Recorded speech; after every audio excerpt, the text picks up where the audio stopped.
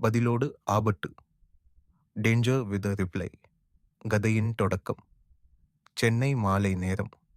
மெழுகுவர்த்தி ஒளியில் அமர்ந்து தனியாக செல்போனில் மெசேஜ் பார்க்கும் ஆதி. அவன் ஒரு தனியார் நிறுவனத்தில் மென்பொருள் பொறியாளராக வேலை பார்க்கிறான். ஆனால் அவன் வாழ்க்கை வெறும் அலுவலக வேலை மட்டுமில்லை. அவன் கைபேசியில் ஒரு அறிமுகமற்ற எண்ணிலிருந்து வந்த மெசேஜ். உன் பதில் ஒழுங்காக தேர்ந்தெடு.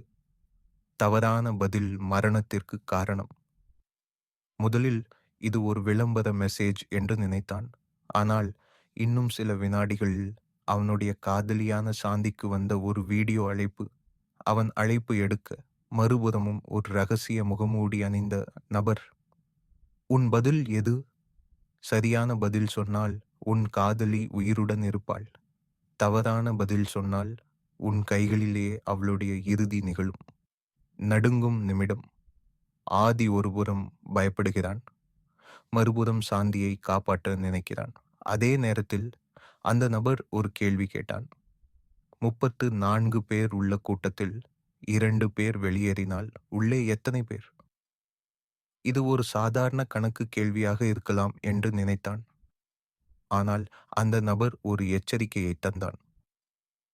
சொல்லும் எண்ணெய் விடும் இடத்தில் இருக்கும் உயிரின் எண்ணிக்கையே இருக்கும். கவனமாக பதில் சொல். ஆதி பரபரப்புடன் யோசிக்கிறான்.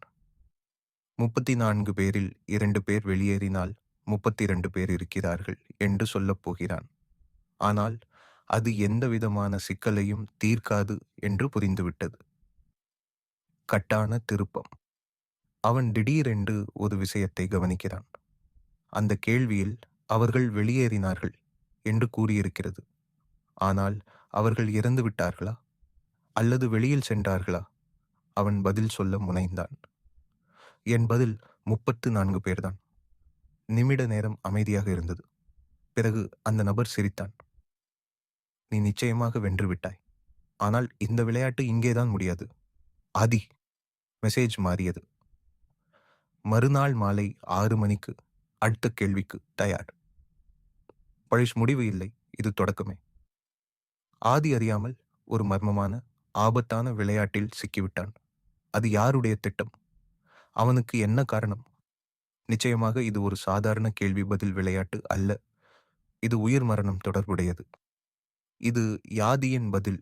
ஆனால் அடுத்த ஆபத்து இன்னும் மறைந்து கொண்டிருக்கிறது. இந்த கதையை தொடர விரும்பினால் அடுத்த பாகத்தை உருவாக்கலாம்.